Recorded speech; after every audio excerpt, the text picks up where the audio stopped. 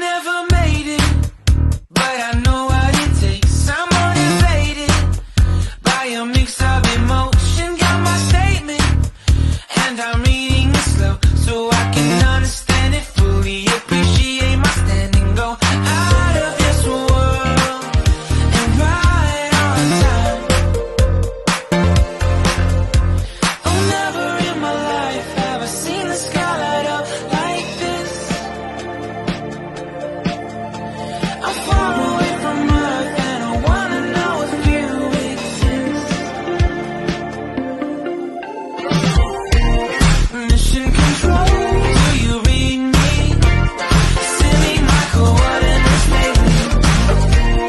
Mission control, am I drifting? Tie me to someone who will love me, yeah. Wait, I think I'll last a bit longer. Find another.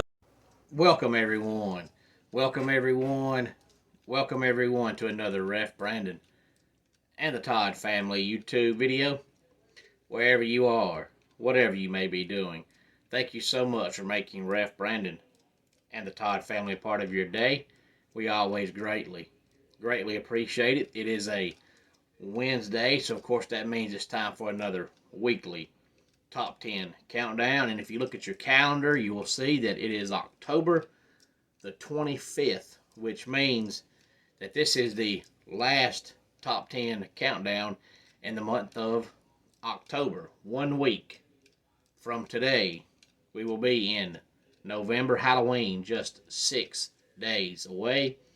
And if you watched yesterday's video, then you know what my Top 10 countdown is going to be about today, because I told you in yesterday's video, and it comes via Eric, the Tennessee fan. If you read the comments under the videos in the comment section, you will see that I believe it was Friday that he said I should do a top 10 countdown on who I think are the top 10 teams in college football right now. And of course, if you know me, you know that I love college football, so this will be a fun top 10 countdown for me. And that's why in yesterday's video, I just gave the AP poll and didn't give you my poll, because a lot of times when I talk about the college football AP poll, after I give you the AP poll, I'll give you my top 5 or top 10 teams. But I wasn't going to do that in yesterday's video and then come right back and do it again today. So without further ado, this is my top 10 on who I think are the top 10 teams in college football right now. Number 10 for me is Texas. Now, if you have followed the channel for a long period of time, you know that when I rank teams, I rank them on what they did in their last game. Because some people will rank a team in a certain spot, and as long as they win, they won't move them. I don't believe in doing that, because, you know, what if you played okay, but the team right behind you in the polls played better against a better team? Well, in my opinion, they should be rewarded for that. And just because you're ranked in a certain spot doesn't mean, as long as you win, you shouldn't move. To me, I've been very high on Texas all year long. I said before the season started that I thought Texas has a really good chance to go undefeated. Now, that's out of the question of possibilities now, out of the realm of possibilities now with them losing to Oklahoma. But even though they outplayed Oklahoma, they deserved to lose that game because they had 3 turnovers. And when you play good football teams, if you lose the turnover margin, you lose almost every time, and Texas did. But then they came back this past Saturday against Houston, and they played like a doo-doo sandwich. So even though I think Texas is still a top 10 team, and they've still got a chance to go to the playoffs, not saying they will, but they have a chance. Losing one game doesn't knock you out of the playoffs, but they look like doo-doo against Houston, and Houston is not very good. So I have to drop Texas from I had them top 5 last week. Now they're number 10. Number 9 to me is Penn State. Not just because they lost over the weekend to Ohio State, because to me, Ohio State's better than they are. But James Franklin's record against ranked teams, I think, is something like 12 and 25, 12 and 26, something like that. So until James Franklin shows me he can beat ranked teams, it's hard for me to put Penn State in the top 5, even though they're a good football team, borderline great football team. When you're a top 5 team, if you have any hope of going to the playoffs, you're going to have to beat a ranked team somewhere along the way. And right now, James Franklin just can't do that. Number 8 to me is Alabama. I have a hard time putting them higher than that. I give Nick Saban credit because I said before the season started that I thought Bama had a chance to lose 3 games, and they still might lose 3 games. But I said that because, in my personal opinion, this is the worst team he's had since probably his first year there when they lost to Louisiana Monroe. And as the season has progressed and went on, there have been more and more people coming out and talking about how bad Bama is this year, but yet they've only lost 1 game. So you got to give Nick Saban credit for having a team that's this bad, but yet he finds a way to win. But at the same time, they struggled against Texas A&M. They struggled against Arkansas, who is terrible. They struggled against South Florida, who is terrible. They looked like doo-doo in the first half against Tennessee. Bama has struggled in every game this year, and I just cannot put them higher than 8 when they are struggling to beat everybody. Of course, they have this week off, and then they'll come back next Saturday and play LSU. Number 7 for me is Oregon. I think they're a great football team, but I just do not think they're better than the teams that are ahead of them. So because of that, I cannot move them higher, and I still don't trust their defense. I think it's better than it was last year, but I still see signs in some games of a defense that you just can't trust. Number 6 to me is Oklahoma, and since Oklahoma ended up beating Texas, they've got a shot at going 12-0 or 11-1. But if they play the way they played this past Saturday when they played Central Florida, they'll lose a game. But I'm not saying they will, because I say it all the time here on the channel. And it's the truth that you'll never see a team in the history of all the times that's going to play their A-plus game every game. It's never happened. It's never going to happen. Because these football players, even though some folks don't like to admit it, they're human. They have bad days. You can find any team that's ever played football in history of time and look at their record for any season and the games they played, and every team ever is going to have 1 or 2 games where they squeak out a victory. 1 or 2 games where they got outplayed and they were lucky to win. And this past Saturday may have been that game for Oklahoma, but they won.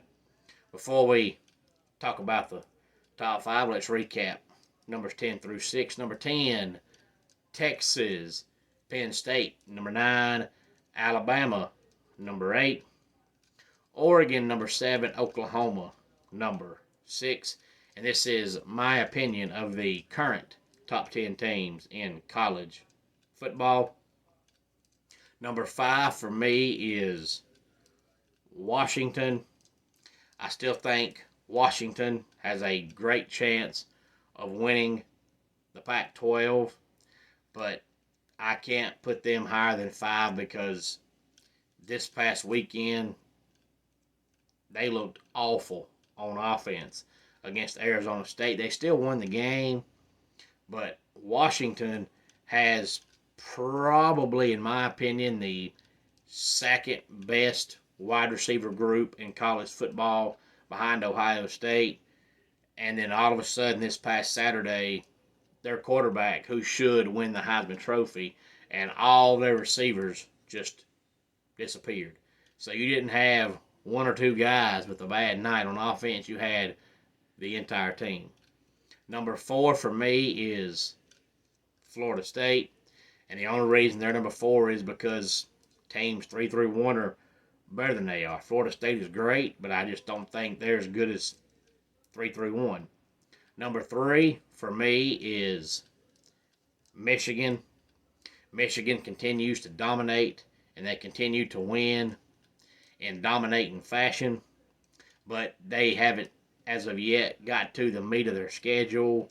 But I still think they're a phenomenal football team. And now, J.J. McCarthy being mentioned for the Heisman is an absolute joke.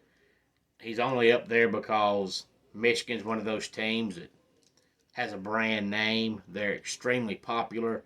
So when they're good, they're going to get the praise. And now that they've been a top 5 team now for 3-4 years in a row, and they've got a quarterback who's playing good, they're going to try to push him to the Heisman Trophy. But you just can't give the Heisman to a guy that throws 18 passes a game. Not only that, but every player in the last decade or so has a Heisman moment. And so far this year, he has just not had a Heisman moment. To me, number 2 is Georgia. And Georgia is probably either the best team or the second best team in America. But I've got them at number 2 only because, to me, the number 1 team right now is Ohio State. And not just because they beat Penn State this past weekend, but also because, to me, they have the 2 best wins, Penn State and Notre Dame. Nobody else in the top 10 has 2 wins over probably top 10 teams. So to me, since Ohio State has the 2 best wins, they should be rewarded for that. So it doesn't mean that I'm saying Ohio State's better than Georgia, because they may not be. It just means that, to me, if you've played the 2 best teams in America and you've won both games, you should be rewarded for that. So if I come back on here next week and I have Georgia at number 1, it's because I think Georgia is the better team. And they still probably are the better team. But something should be said, and you should be given credit when you have the 2 best wins in college football. So for that reason alone, I have Ohio State at number 1. And the way their defense is playing right now, if their offense gets going at all, they are going to be extremely tough to beat. But that Ohio State-Michigan game coming up in less than a month should be an extremely good football game. I don't see any reason why it wouldn't be. It's been good the past couple of years, and now you're talking about either the top 2 or 2 of the top 3 programs in America playing on that Saturday afternoon at noon. That'll be a great game, something to look forward to coming up on that Saturday. And those 2 programs absolutely hate each other. So Eric, the Tennessee fan, hopefully you enjoyed that top 10 countdown of my personal opinion of the top 10 teams in college football right now. Any thoughts on it? Please feel free to go ahead and let me know in the comments section down below. While you're there, give the video a like, give the video a thumbs up, and share it on all social media platforms. Everybody should wake up every day with this pretty face on their TV or their phone, wherever they watch YouTube at. Homes for Our Troops is a publicly funded 501c nonprofit organization that builds and donates specially adapted custom homes nationwide for severely injured post 9/11 veterans. Since the 2004 inception, nearly 90 cents of every dollar spent has gone directly to our program services for veterans. Visit at hfotusa.org. Let's go ahead and get our dad joke of the day in here. What do you say to your sister when she's crying? Are you having a crisis? And that does it for today's Ref Brandon and the Todd Family YouTube video. Until next time, it's Ref Brandon saying, just like in pro wrestling, life can be over by the count of three. Tell your friends and family how much you love them. Bye.